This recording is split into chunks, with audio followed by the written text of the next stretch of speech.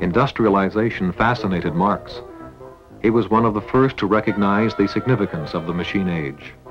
He studied the Industrial Revolution in England as a scientist would, and developed a theory of history that was to change the world.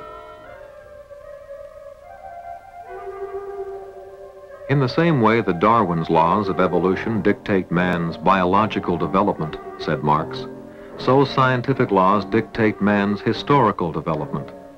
Marx's theory was as revolutionary and influential as Darwin's, and essentially as simple. Individual man has been concerned mainly with his own livelihood, said Marx. He does not shape history, nor is history determined by chance. Rather, it is subject to laws, the laws of economics. The realities of economics have produced our philosophers and scientists, our geniuses, our proudest accomplishments. Political leaders arise from the realities of economics which color every aspect of our lives and our beliefs. All the things in which man glories are born of economics. All our achievements, all our history are dictated by the way man produces and divides wealth. The basic law of history is the conflict between the exploiters and the exploited. Marx called this the class struggle.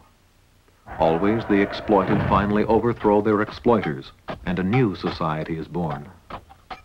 But always a new class of exploiters develops, who exact their tribute from those below them.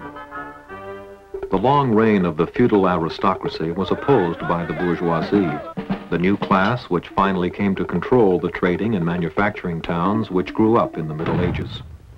The bourgeoisie sparked the Industrial Revolution and the new capitalism which exploited the workers.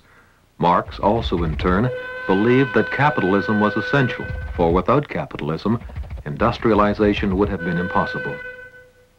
But the confident bourgeoisie will not retain their wealth. They are doomed to be overthrown. By whom?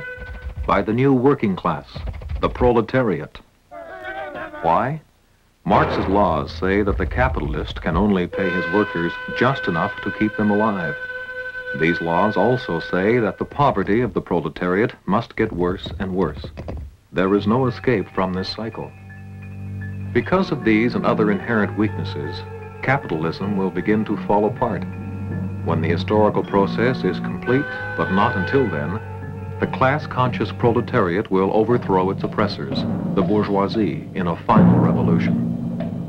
Then, says Marx, socialism will inevitably replace capitalism. Everything will be run on behalf of the workers, the dictatorship of the proletariat.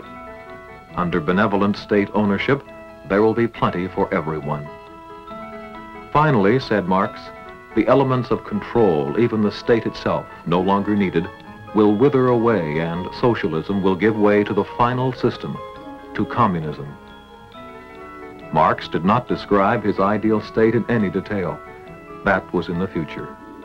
Marxism is not really about socialism or communism.